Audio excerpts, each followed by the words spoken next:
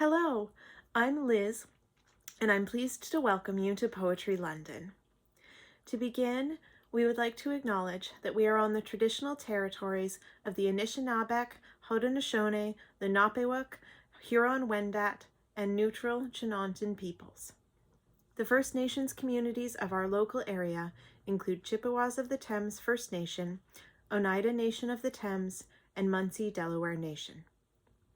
Poetry London values the significant historical and contemporary contributions of local and regional First Nations and all of the original peoples of Turtle Island or North America.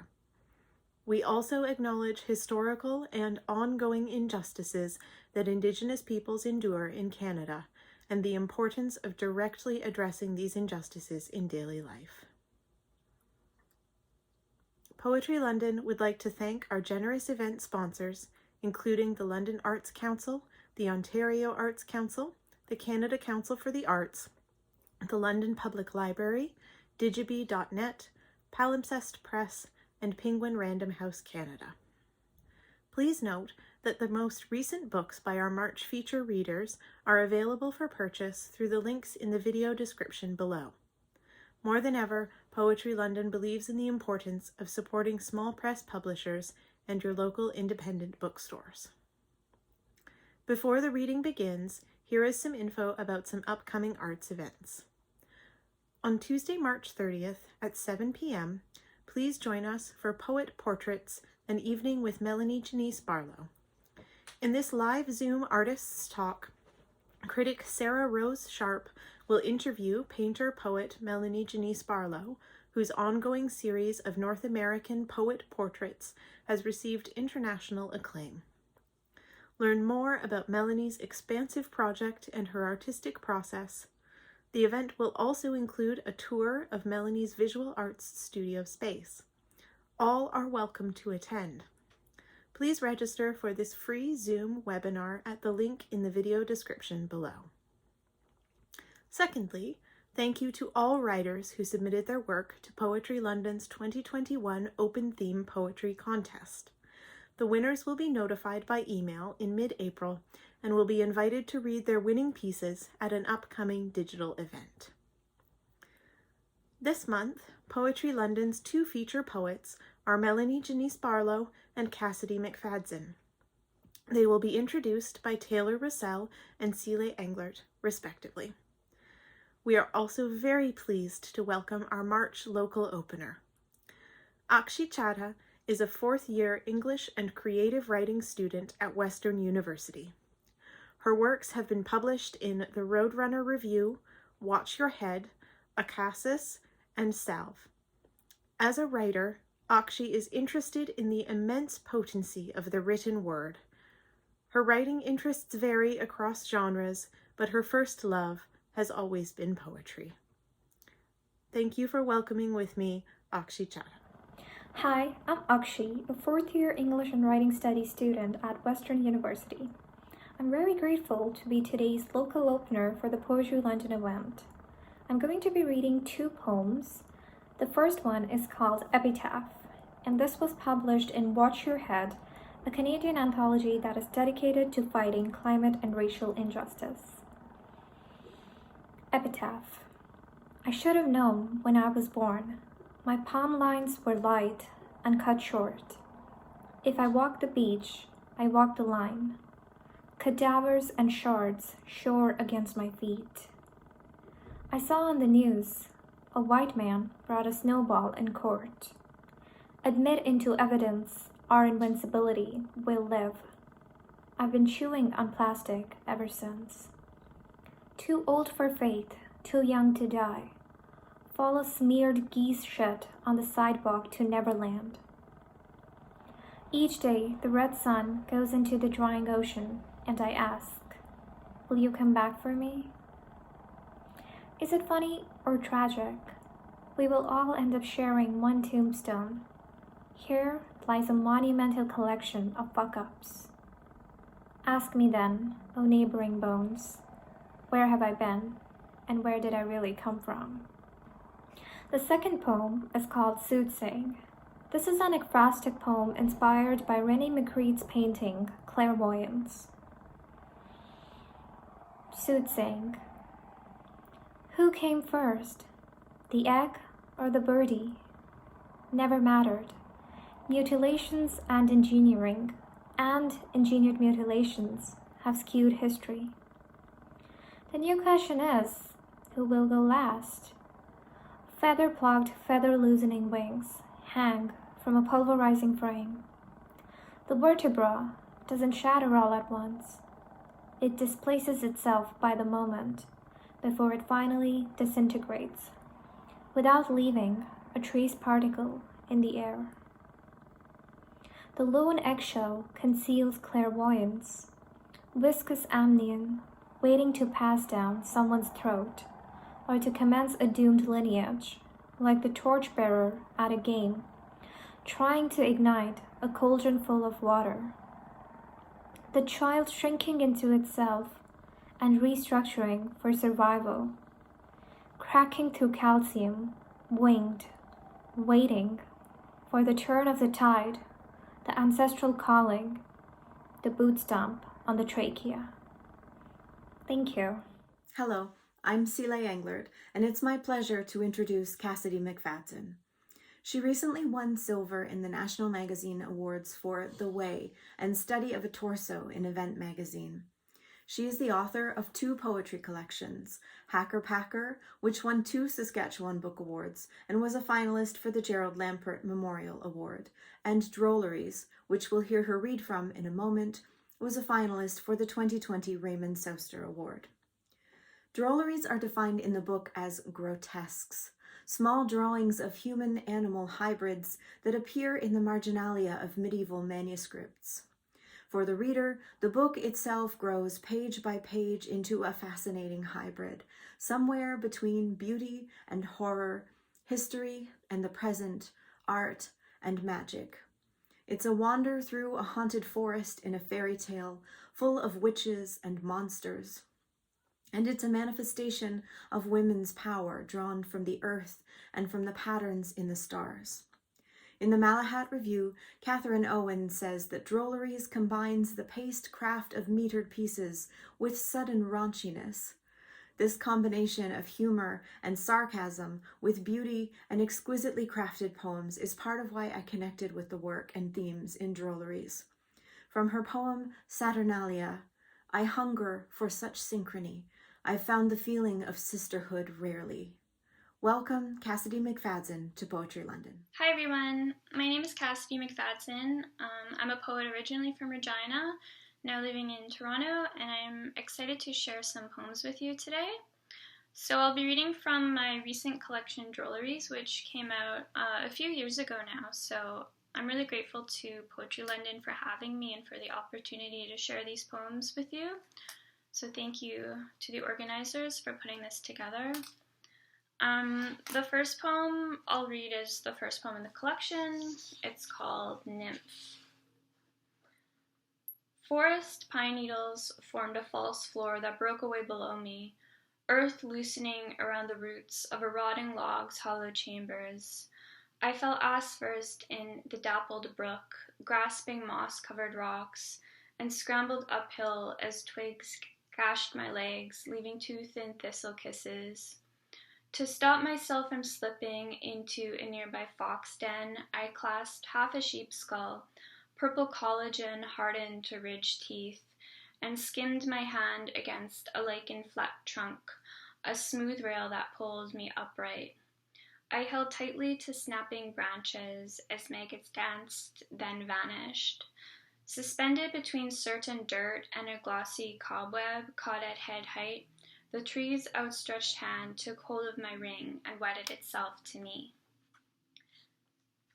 So one thing that kind of reoccurs in the collection is the planet Saturn and all of its associations. This is also kind of indicated by the cover image, which shows different perspectives of the planet by an early female astronomer named Maria Clara Eimert.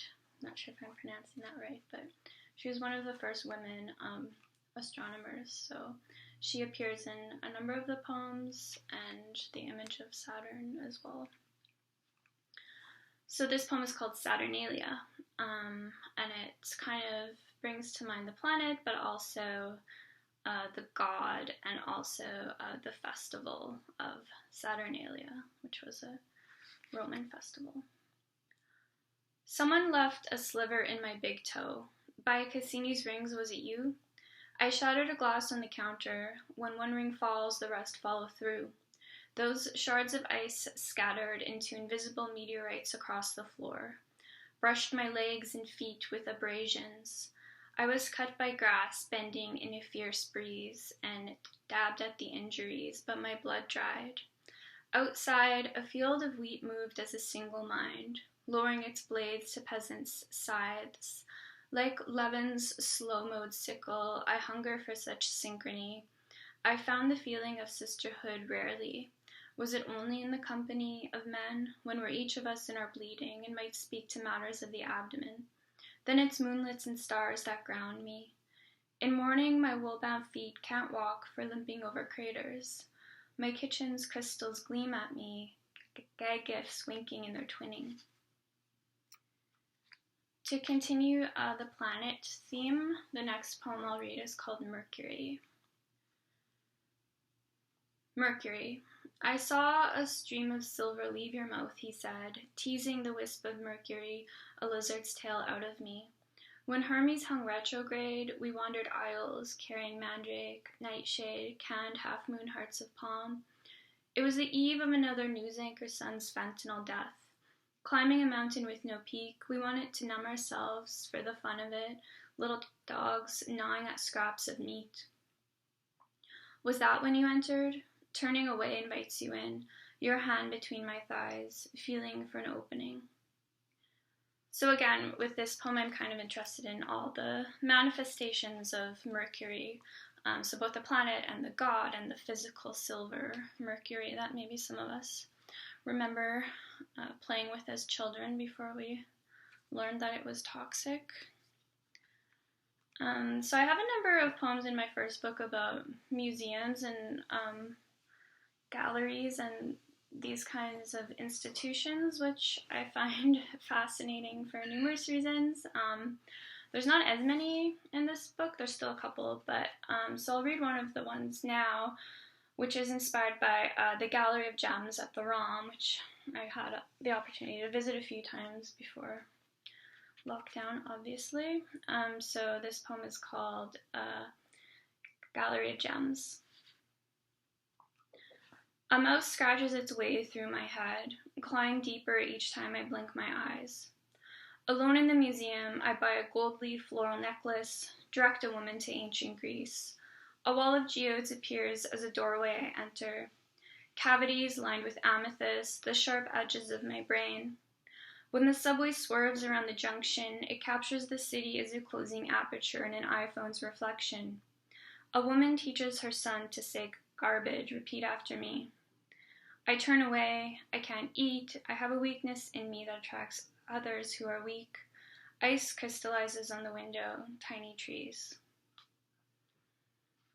So I'm almost nostalgic for riding the subway, which is now something I haven't done in a while, so it's kind of fun to read these subway poems and these poems from the before time, as it were. Another thread that runs throughout the collection is the theme of forests. So there's numerous poems about forests that take place in forests, such as the opening poem. And I'll now read this poem, which is called To Find a Ghost Forest. To find a ghost forest, search first for traces of charcoal blackening the pathway. Trees felled for fuel where livestock once grazed. Unearth clues obscured in old maps and estate records, specters of Shadowwoods archived in the king's doomsday. The phantoms cling to honeysuckle, holly, common cow wheat, haunting hacked-off limbs of coppice trees. Bluebells mark woodland turned to pasture, a ring of hanging heads announcing the forest's neat graves.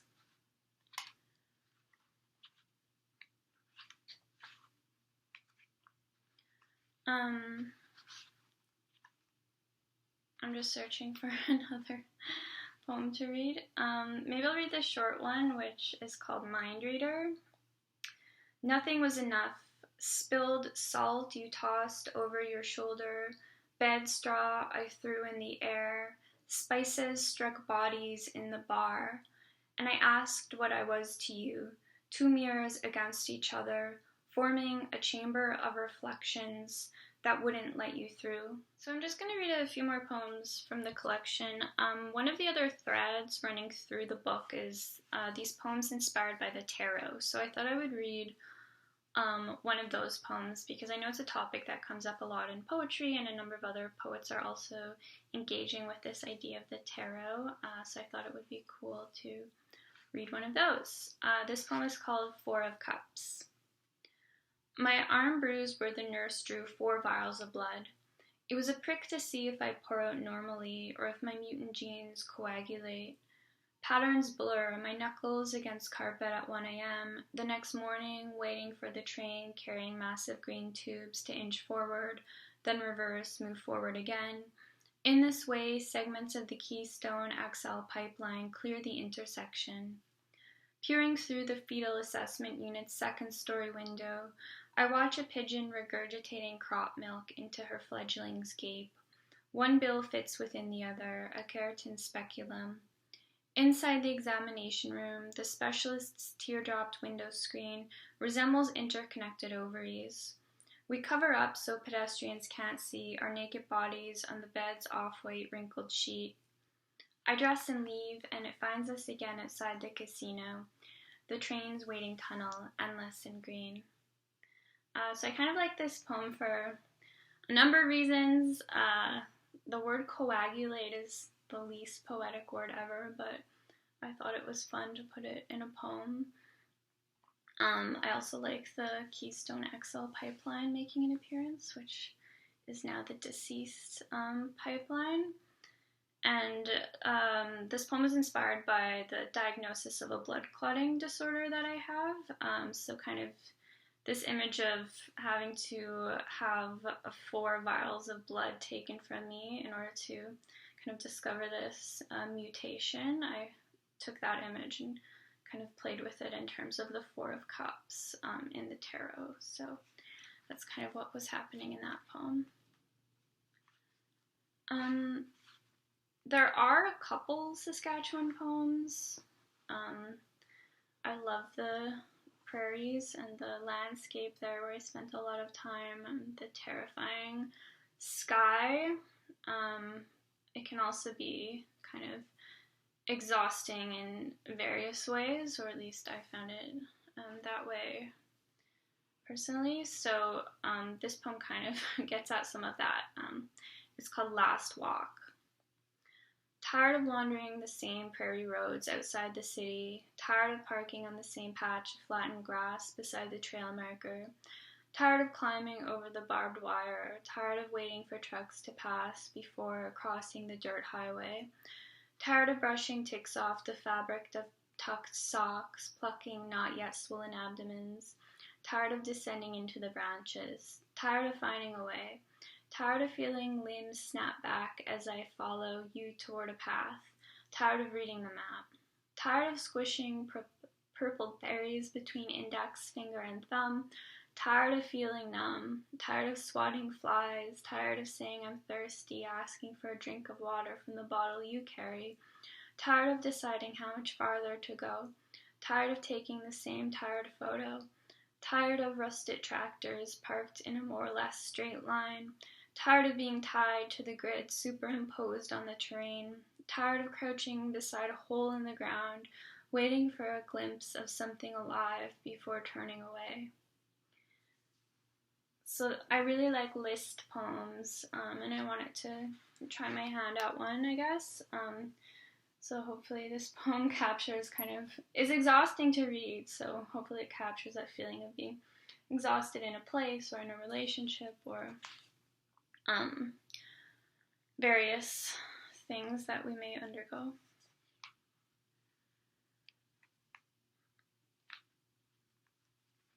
I'll read this next poem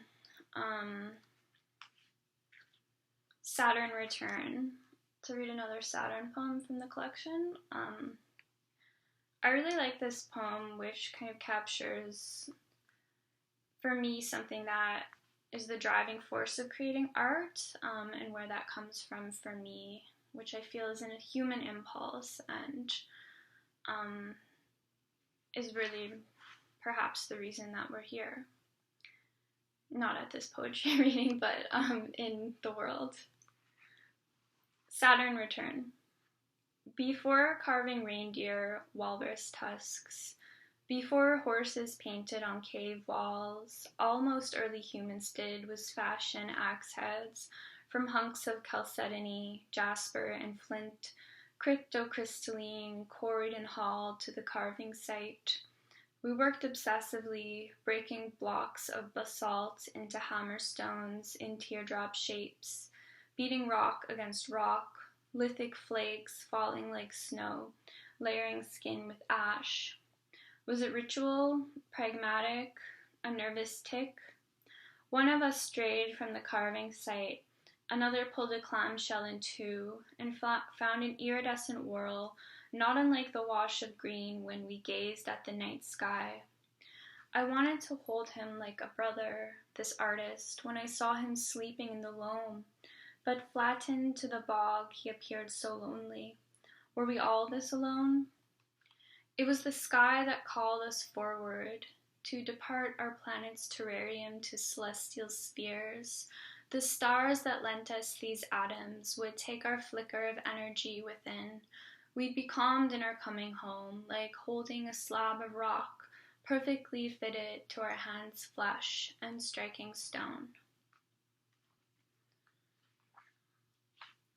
Something that's important to me in poetry is musicality, and sometimes I'll just let the music of the line carry me and kind of not worry so much about the narrative or the tangible kind of interpretation of the line. But I think in that poem I kind of try to do both, at least a little bit.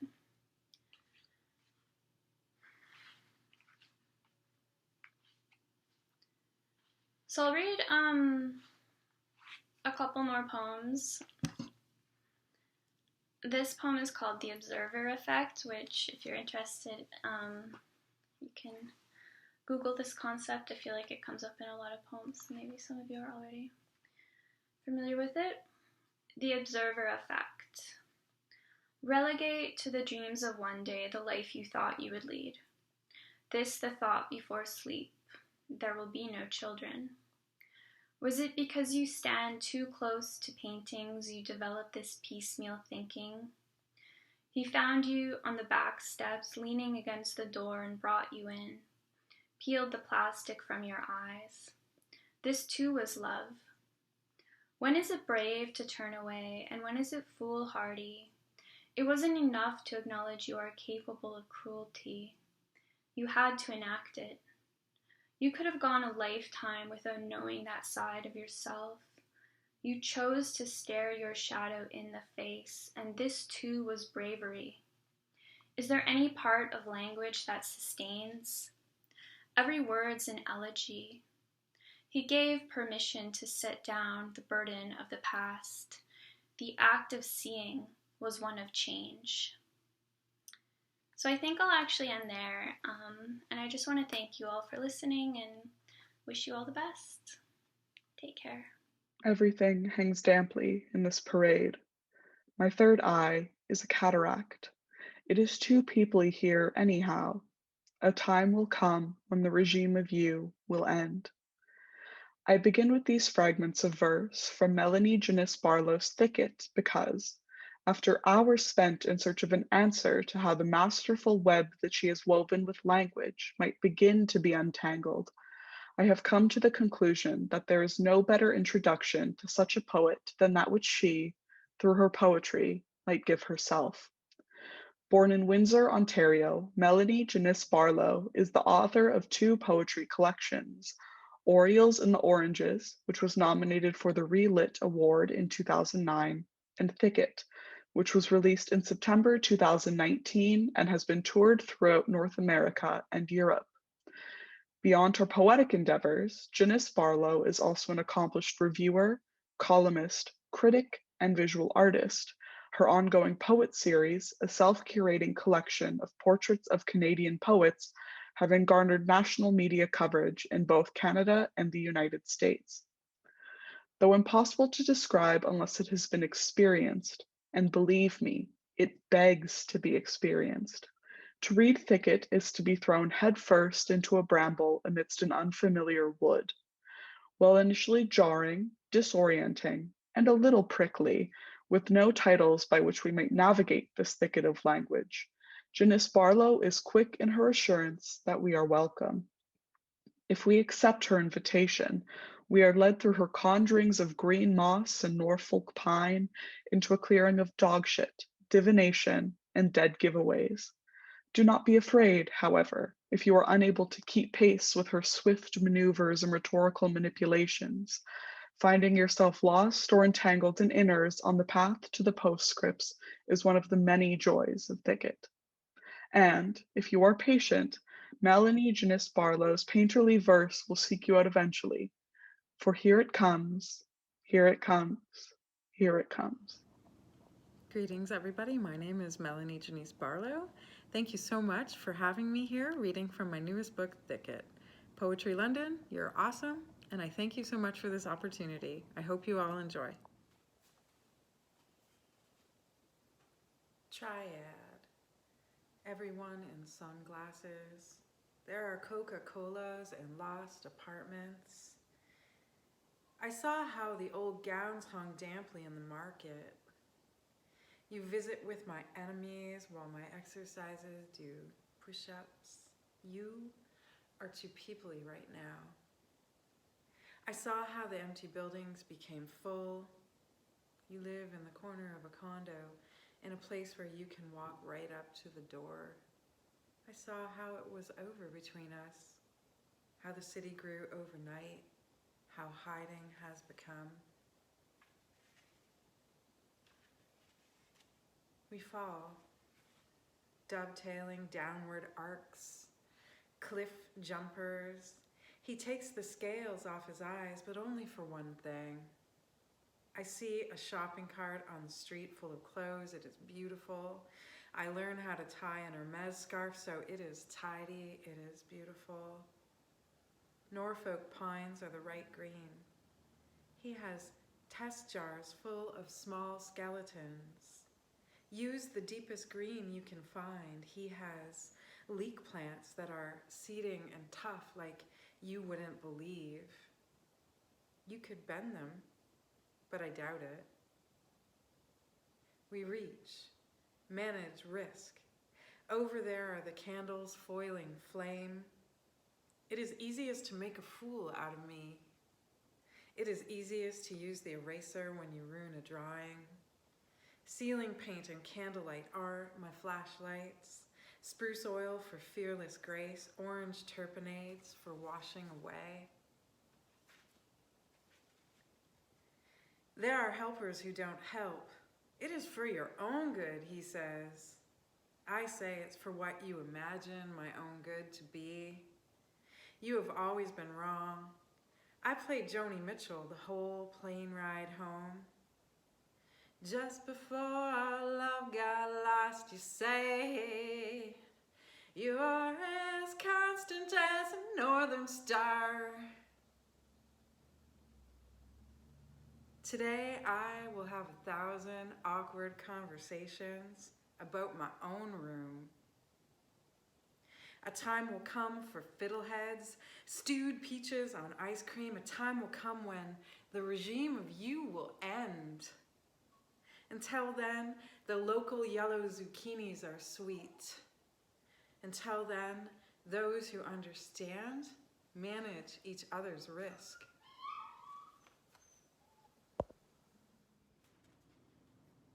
She used to be my friend until she wasn't. Just like that, a tiny little ghost story. And it's been 11 days trying to heal, but let's face it, I am still walking spine bent, and how does one straighten up without losing what they were holding on to in the first place? Let's avoid emotional dissatisfaction this Wednesday and remain silent at least until 6. Let's not mess with the pitfalls, move across the sun like little dots, hold a closed heart by hook or by crook, and so help me God, insist on the spaces between the vertebrae even when the damp sets in. My Uncle John died staring at his own belly button, and it's not pretty. So put on the chakra meditation. It's going to be a long winter over here. Shroud the hook, and when they take bait, aim low. Friends were at my porch like bees, where you could hang like a teardrop in the hammocks last summer, and those left standing will be the ones, because I'd rather 4 quarters than 100 pennies. And as I curl and fold into myself, I definitely feel the grab in the meat as my heart hooks, and I can't help but think of you too dead to give me away, and my heart takes the bait when I'm angry and the lonely flutters around the edges. I can see how you almost won. Captive in dreams, I will roam with a want about the world, and my friends fill the hole with keys to lighthouses and candles and cloth napkins and floating homes struck in the middle of shiny white boats, the ones that you like more than mine. I am the poet in the old wooden boat, and I used to stare out a lot at the spot in North Vancouver where Lowry lived in a stilt house, impossibly. The peonies are out. I pick them even though I know they don't keep. Nobody sits in the back garden filled with hostas, just along the edges filling the ashtrays. Peonies are out, think fast, heart bursts, tenderness unballing into paper joy, silk-cheeked, tender, heavy, drooping groundwards, and how the fuck do you open your heart? Where does lift come from? Levity where the spine grows long and the shoulders let go, and oh Jesus, the peonies are out. 2 cherry red shipping vessels floating together in a sea of ice blues are turning brown in West Detroit, and the weight of this is a different kind of summer. No knock on my door, and I'm still over here willing myself to believe in that levity, but I could just be resting too. It depends. It depends, and when the spine straightens, I know that I have no loyalty to anyone, and there is this vibration. And I could be loyal to it. It purrs like an engine hum, the motor of this starting, and I pulled the cord and caused my own combustion. And what if I just got going and didn't signal? Does that cause harm? Who are you? This is me giving the dead away, and the peonies out front have me on my knees, you know? What if when I straighten my spine and drop the anchor and the rope gets cut and my head springs up and my throat reaches skyward, you seem to want to check and see if I'm serious about all this, and I am. And keep the dress, it doesn't fit me anymore, and I just keep remembering the hollowed honeycomb of me in my own rented room late at night, the candy ring of men's lips, and a fading dress, and keep the dress and keep the room. I am croning towards a quiet 45 minutes in my living room and some cushions right now, and the peonies are bursting out of me.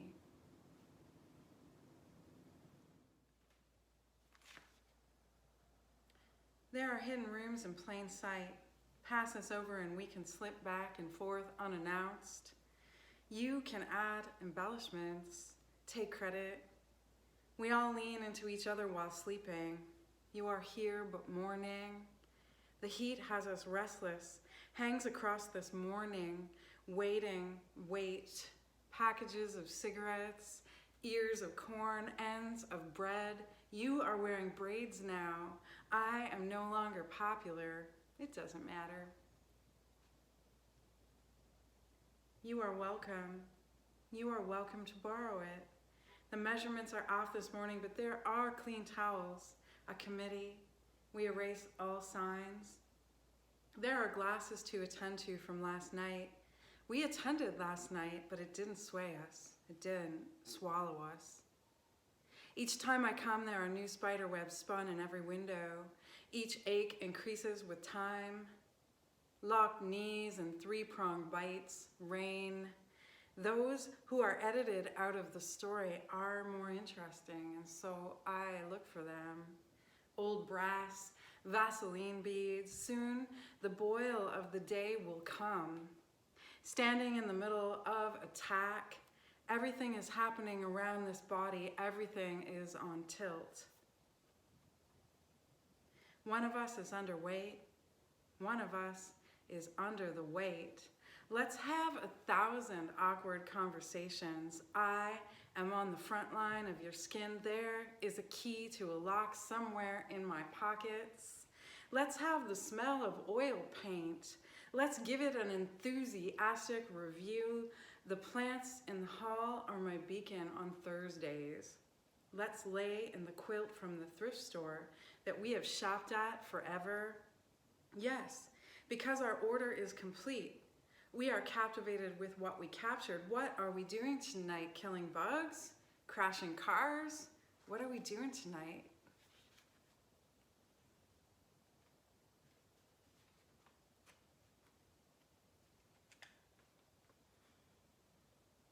The blossoms are out along Giles Boulevard and temporarily bright in the midlines today.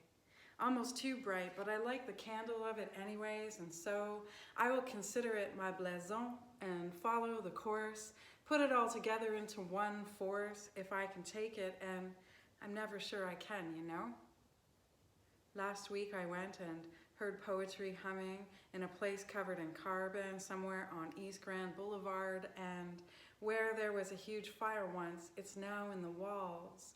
It's now in the walls as they ricochet poems to the best of their ability, and let's face it, they mostly absorb.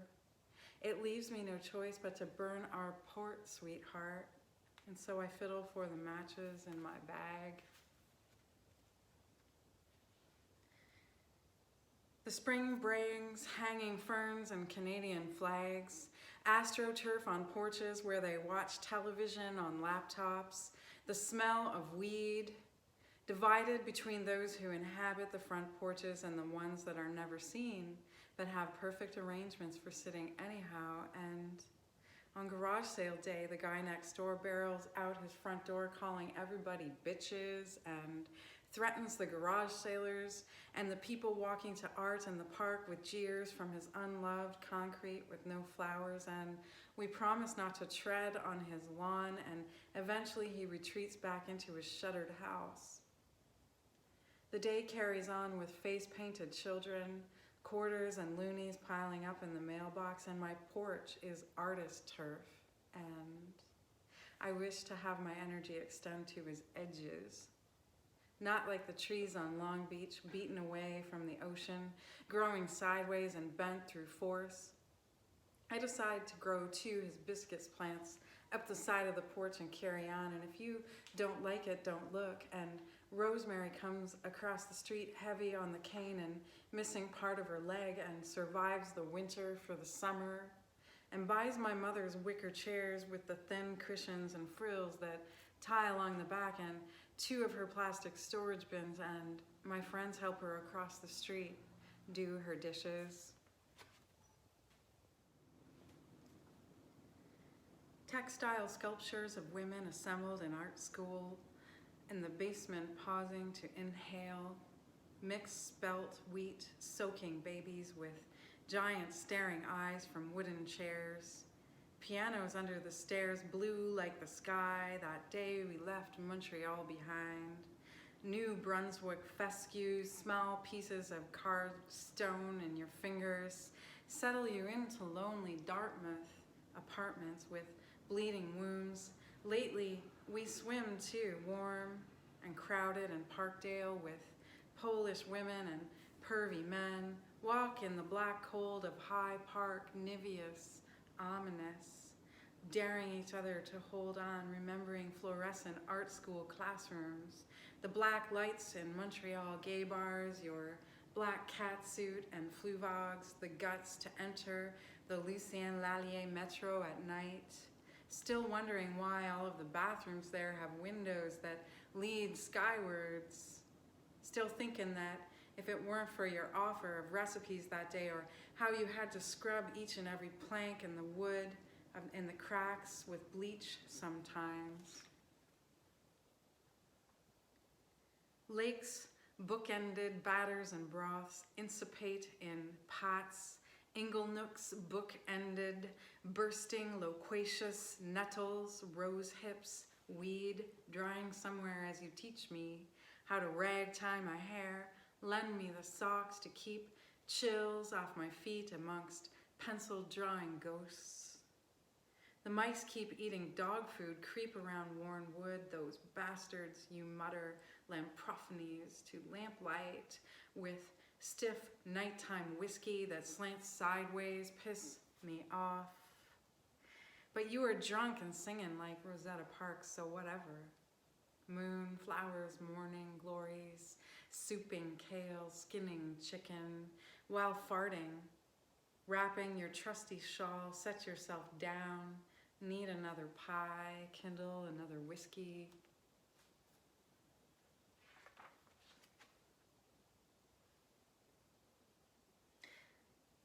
Warming wax and tree resin between your palms, coils of multicolored string caught in the webs of your daughter's fingers, making sense of the tangle.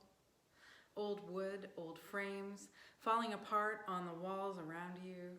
These are your love poems, coarse pheasant wool dolls in wooden cribs, cuddled into the crook of my neck, the blues of baby eyes yearning towards me.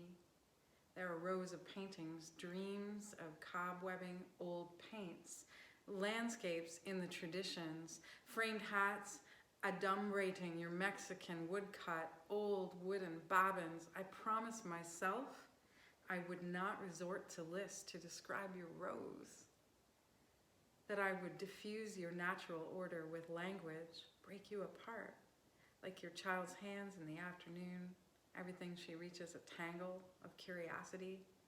You, the cobbler, feather maker, mender, shining headlamps, flowing dust.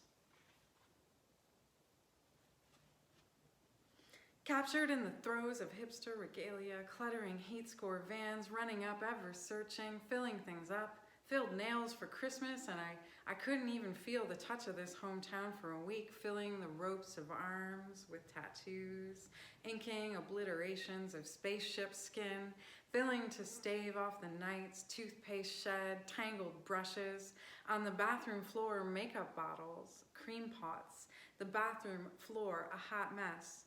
Wiped the sink with a piece of toilet paper, hometown righteous mess of fisting and imbroglios, gossip-making camp across sparse wood floors, quieter still while working at these seams.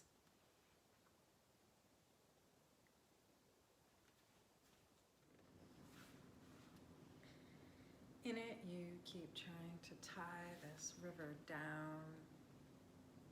He knew who I thought I was, and so when you asked, he could clear things up, Charlie girl. In it, the dogs shit on the carpet again, always the same spot. He has a tiny straw skeleton that hangs from his rear view mirror. It gives us a shake wherever we go. In it, a quiet shimmy. In it, a triangularity. I collect Norfolk pines because they have stiff spines and soft shoulders. Everything is up and down at the same time. The stars are explosions across Woodward Avenue tonight. We are all skimmed in moonlight. In it, hanging ferns, Canadian flags, astroturf. They sit on their porches watching television on their laptops, smoke weed. In it, turf divides. In it, it is so tender, so tender. A heart accordion, each chakra lighting up like a light bulb on the upswing. In it, a battle between earth and water, interactive. A cup of anger ferments in it. A dangerous SCOBY we drink. Turmeric until our mouths are a yellow-orange, sweet, salty blend. In it, you are a dead giveaway. In it, an inner. Pheasants on Brush Street, scattering, multilingual, the skirt of Martha Graham ever twirling, in it gold tinsel swishing, in it an old knowing dog crouching, Russ, a tin bent ceiling, downwards, in it some kind of holy order. Plants reach skywards, old peeling signs, wilted text, messages tuning, forks tuning. Ladies dressed in white lining, the walls whispering. In it such an inner. In it the bricks are burning. We are eating garlic sauce and 3D pita and ham tremec with the sun kindling. In it those bricks are burning. My osteopath says my fascia has become an armor. In it the stars are on an upswing. There was never a first place in the AM. In it, an inner, it is so, so tender. The winter hollows the stalks. I'm trying not to become a trope, Charlie girl, a trope. Throw some shade so you look, don't mind me. In it, a man with one red nail picks his nose outside of the Majestic, goes home with a drunk girl in cowboy boots. In it, the porches are loaded. There are tubes of Payne's Gray, a bad poem, some hives along the jawline. Never come up on my porch, no knock on my door. We are from the same salt heap, ladies. Someone come stoke these rocks. Fire up the air until it's so heavy it smokes. In it there are 1,000 geese running through a long grass field. In it, a legion of ladies dressed in white lining the walls. Pheasants on Brush Street scattering multilingual. The skirt of Martha Graham perpetually turning, in it gold tinsel swishing. Beer sweating ball caps, shade from the tallest building casting. Ferns against whitewashed concrete greening. Sky blue shirts folded. Tuning forks tuning. In it, sippy cups whining, white dogs with fur itching, plastic newspapers hurling, leaky basements dripping, yards with dog shit melting. Stop measuring my sleeve, Charlie girl, because in it the men fish for the lost ladies in that bitch of a river. In it, these are not poems, these are dead giveaways inside sweet, salty blend of now and then. You just gave me an Yves Saint Laurent dress a suitor gave you back in Hong Kong. His name was Candy, liked his cocaine. I wear it to a neighborhood barbecue in Windsor, in it an inner. An old knowing dog, Russ, a tin ceiling bent, a black sweater with lint, in it some kind of holy order. A neon bathing suit in a steam bath, a neon bathing suit in a steam bath. Pink neon suit steaming in it. They say that getting your hands in the earth is a natural antidepressant. The anchor in a stupid sea of talk. I'm trying to believe them, Charlie girl. Trust me, my porch is no longer your sanctuary, Charlie. It's no longer cigarettes in the long afternoon, and this is my loss. This is my loss.